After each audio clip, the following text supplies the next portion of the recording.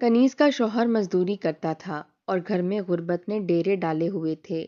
وہ بچوں کو لے کر بھائی کے گھر جاتی تو فواد اسے پیسے دے دیتا اور بیوی سے کہتا اپنے کچھ کپڑے اسے دے دو، جو فواد کی بیوی کو بہت برا لگتا۔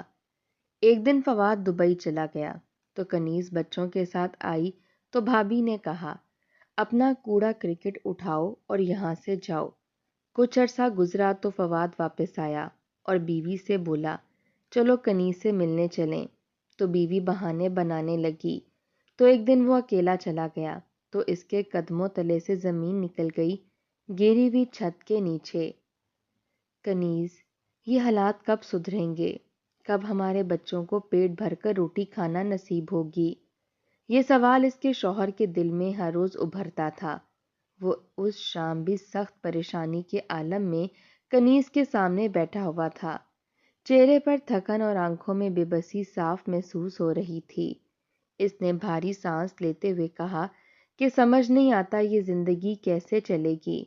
دال روٹی پوری نہیں ہوتی اور بچوں کے اخراجات دن بدن بڑھتے جا رہے ہیں۔ مہنگائی آسمان سے باتیں کر رہی ہے۔ چیزوں کی قیمتیں روز بروز بڑھتی جا رہی ہیں، مگر مزدوری وہیں کی وہیں ہے۔ میں جتنی بھی محنت کر لوں گھر کے خرچے پورے نہیں ہوتے، نہ تمہاری ضروریات پوری کر پاتا ہوں اور نہ بچوں کی خواہشیں۔ یہ کہتے ہوئے اس کی آواز بھرا گئی اور وہ خاموش ہو گیا۔ کنیز نے محبت اور فکر کے ساتھ اس کے دونوں ہاتھ تھام لیے اور نرمی سے بولی کہ آپ کیوں اتنی فکر کرتے ہیں؟ اگر خدا نے اولاد دی ہے تو ان کے حصے کا رزق بھی وہی دے گا۔ غریبی انسان کی آزمائش ہے اور آزمائش میں صبر ہی انسان کو سنبھالتا ہے۔ آپ بس اپنے حصے کی محنت کرتے جائیں، پھل دینا خدا کا کام ہے۔ اس کی آواز میں ایسا سکون تھا کہ شوہر کے چہرے پر تھوڑی سی نرمی آ گئی۔ وہ جانتا تھا کہ کنیز نے کبھی شکوہ نہیں کیا، کبھی کسی خواہش کا بوجھ اس پر نہیں ڈالا، ہمیشہ حوصلہ دیا ہے۔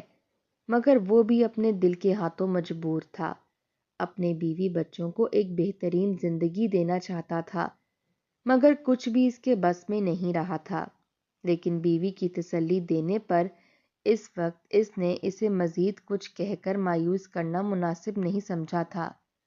وہ تو اسی بات پر خدا کا شکر ادا کر رہا تھا کہ دونوں میں سے کوئی ایک تو ہے جو حوصلے کے ساتھ حالات کا مقابلہ کر رہا ہے۔ مگر کنیز بھی اس کی طرح کم ہمتی دکھاتی تو پھر گھر کو سنبھالنا دونوں کے لیے مشکل ہو جاتا۔ شوہر کو تسلی دینے کے بعد کنیز اٹھ کر کچن کی طرف چلی گئی۔ کچن بھی حقیقت میں کچن نہیں تھا، بلکہ کھجور کے پتوں سے بنی ہوئی ایک چھت تھی جس پر شاپر ڈال کر مٹی سے لیپ دیا گیا تھا۔ مٹی کا چولہا ایک کونے میں رکھا تھا، چند پرانے برتن اور تھوڑا سا راشن رکھا ہوا تھا جو مکمل بھی نہیں تھا۔ وہاں کھڑی کنیز نے دال چڑھائی اور روٹی کے لیے آٹا گوندنے لگی۔ دھوئیں سے آنکھیں جل رہی تھیں، مگر اس کے چہرے پر شکایت کا کوئی رنگ نہیں تھا۔ وہ جانتی تھی کہ یہی اس کی زندگی ہے اور اسی میں اس نے خوشی ڈھونڈنی ہے۔ کنیز کا شوہر دن بھر مزدوری کرتا تھا۔ سخت دھوپ میں کام کرنے کے باوجود اس کی آمدنی اتنی کم تھی کہ مشکل سے ایک وقت کی دال روٹی پوری ہو پاتی۔ وہ محنتی تھا، مگر قسمت جیسے اس کے ساتھ قدم ملا کر نہیں چلتی تھی۔ کنیز بھی بہت سمجھدار تھی۔ وہ گھر کے خرچ میں بچت کرنے کی کوشش کرتی اور تھوڑے تھوڑے پیسے الگ رکھ لیتی۔ اس کی 2 بیٹیاں تھیں اور وہ جانتی تھی کہ کل کو ان کی شادیاں بھی کرنی ہیں، اس لیے وہ ذرا سے پیسوں میں سے بھی کچھ نہ کچھ بچا لیتی تھی۔ اس نے کبھی اپنے شوہر کو اس بات کی خبر نہیں ہونے دی کہ وہ پیسے جمع کرتی ہے، کیونکہ وہ نہیں چاہتی تھی کہ اس پر مزید بوجھ محسوس ہو۔ گھر میں غربت نے جیسے ڈیرے ڈال رکھے تھے۔ بچوں کی بڑھتی عمر کے ساتھ فکریں بھی بڑھتی جا رہی تھیں۔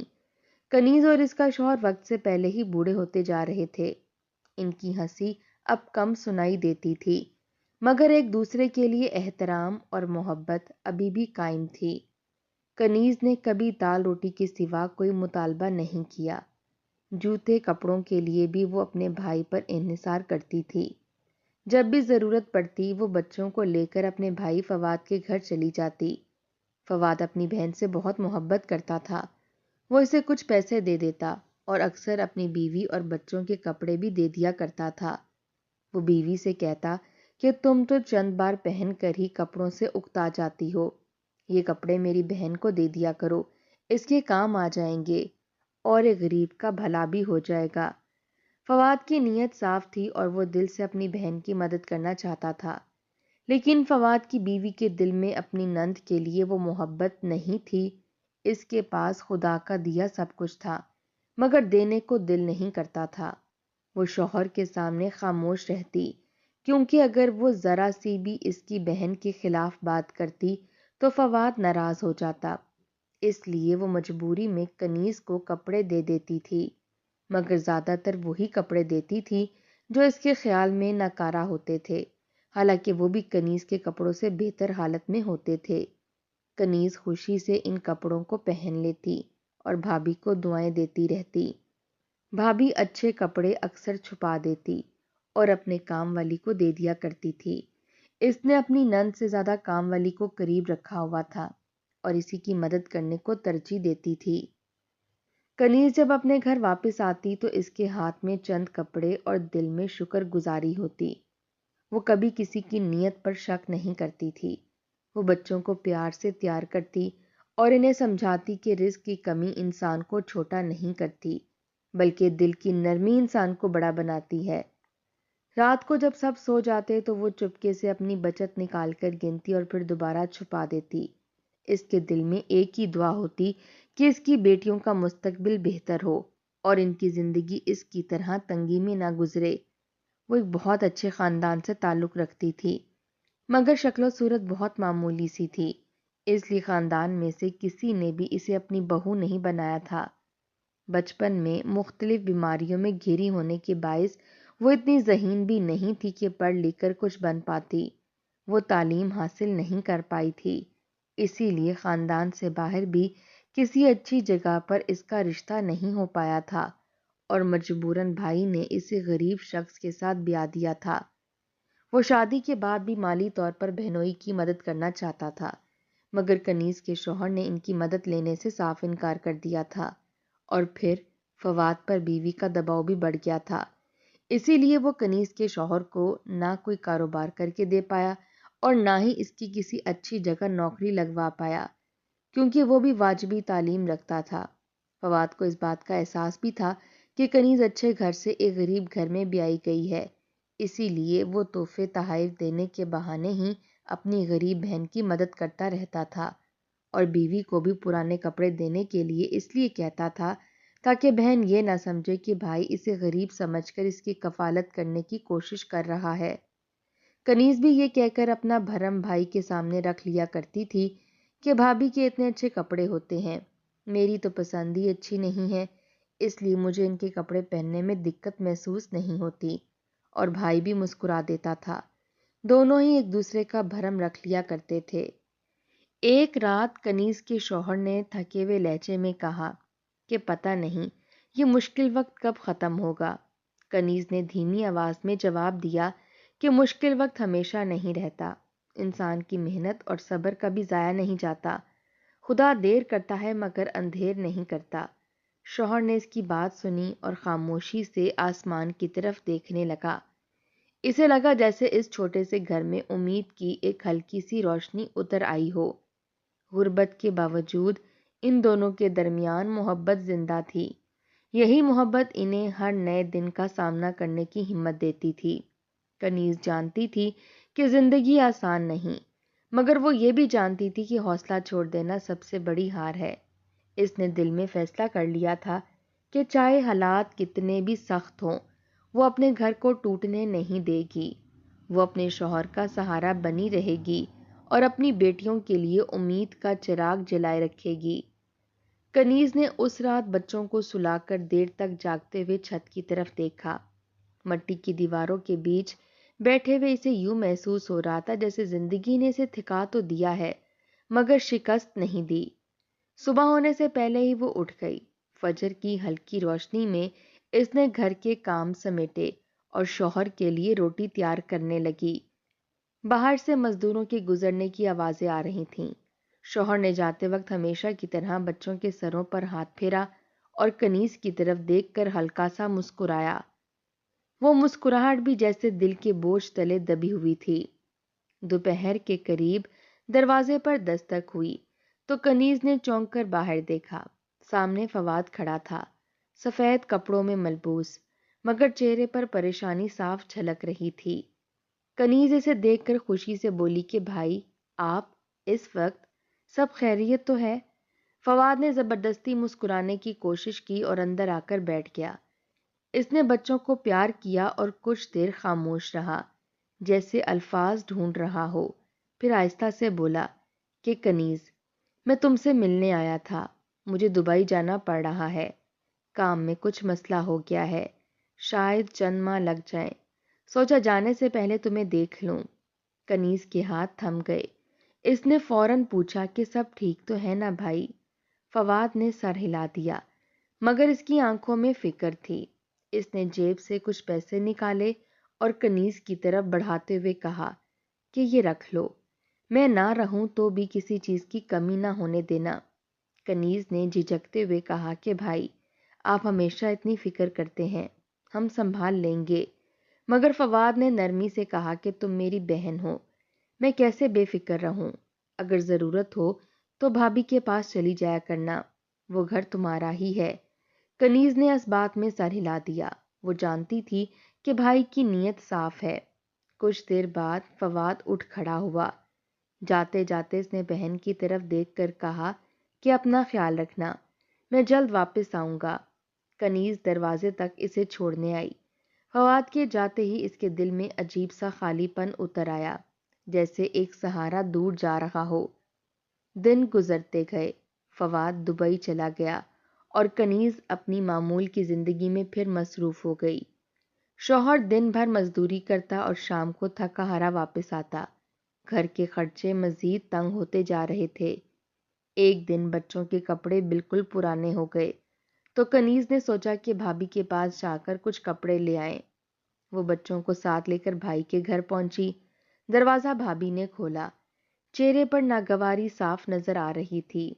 کنیز نے نرم لہجے میں کہا، بھابھی السلام علیکم، میں سوچ رہی تھی بچوں کے لیے کچھ پرانے کپڑے مل جائیں تو۔ بھابھی نے اسے اوپر سے نیچے تک دیکھا۔ اس کی نگاہ میں تضحیک چھپی ہوئی تھی۔ اس نے تیز لہجے میں کہا کہ تم لوگ ہر وقت آ جاتے ہو، یہ گھر کوئی خیرات خانہ نہیں ہے۔ اپنا کوڑا کرکٹ اٹھاؤ اور یہاں سے چلے جاؤ، ہمیشہ آ جاتے ہیں مانگنے۔ کنیز کے قدم جیسے زمین میں گڑ گئے۔ بچوں نے حیرت سے اپنی ماں کی طرف دیکھا۔ اس نے چند لمحوں کے لیے کچھ کہنا چاہا مگر آواز گلے میں اٹک گئی۔ وہ جانتی تھی کہ جواب دینے سے عزت نہیں بڑھے گی۔ اس نے خاموشی سے بچوں کے ہاتھ تھامے اور پلٹ گئی۔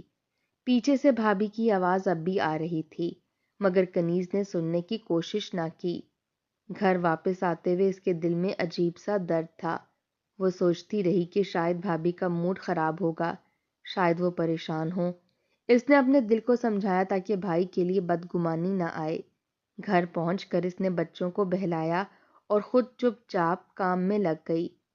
رات کو شوہر نے اس کے خاموش چہرے کو دیکھ کر پوچھا کہ سب ٹھیک ہے؟ کنیز نے مسکرا کر کہا کہ ہاں، سب ٹھیک ہے۔ وہ نہیں چاہتی تھی کہ شوہر کے دل میں مزید بوجھ بڑھے۔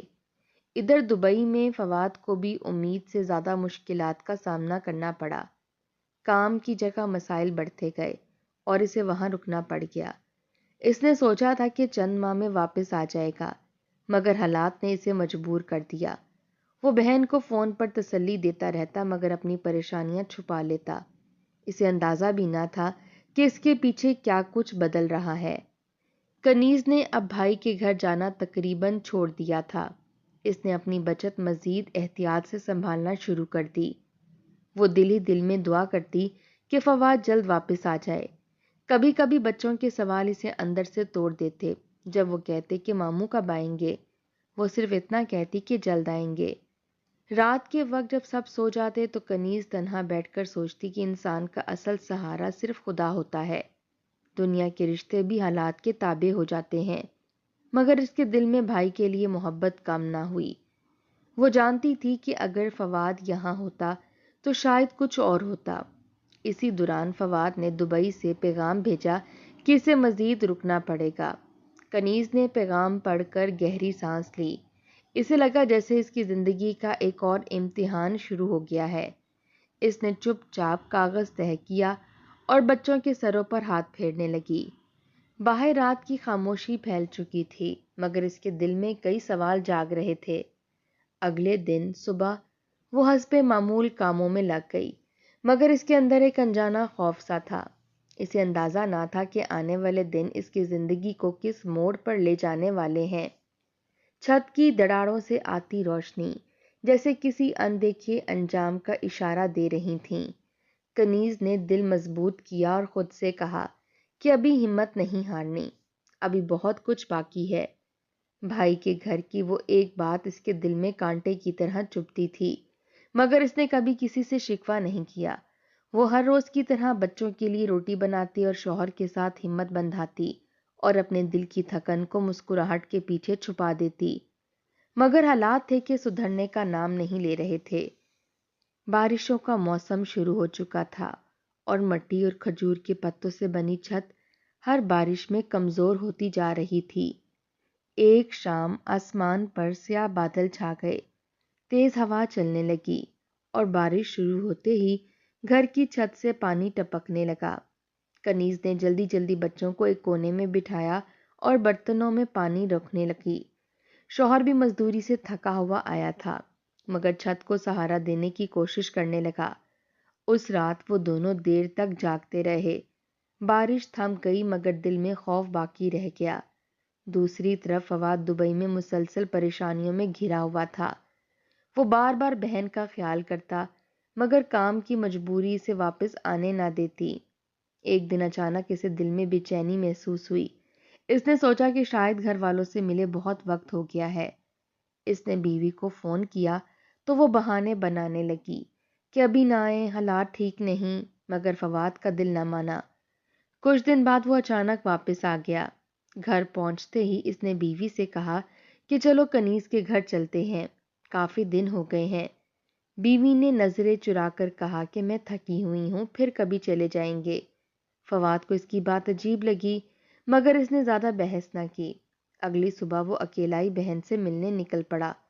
راستے میں بارش کے بعد کیچڑ تھا۔ وہ تیزی سے چلتا ہوا اس بستی میں پہنچا جہاں کنیز رہتی تھی۔ دور سے ہی لوگوں کا ہجوم نظر آیا۔ اس کا دل دھڑکنے لگا۔ جیسے جیسے وہ قریب آیا، اس کے قدم لڑکھڑا گئے۔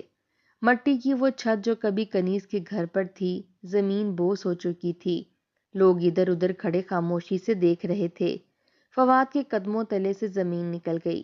اس نے گھبرا کر لوگوں سے پوچھا کہ کیا ہوا۔ کسی نے آہستہ سے کہا کہ رات بارش کے بعد چھت گر گئی، سب کو نکال لیا گیا ہے، مگر بہت نقصان ہوا۔ فواد کی سانس رک گئی۔ وہ بھیڑ چیرتا ہوا آگے بڑھا۔ کنیز ایک طرف بیٹھی تھی، کپڑے مٹی سے اٹے ہوئے تھے اور آنکھوں میں آنسو خشک ہو چکے تھے۔ اس کے بچے اس کے ساتھ لیٹے ہوئے تھے اور شوہر کے ماتھے پر پٹی بندھی تھی۔ فواد نے بہن کو دیکھتے ہی پکارا، کنیز! وہ چونک کر اٹھی۔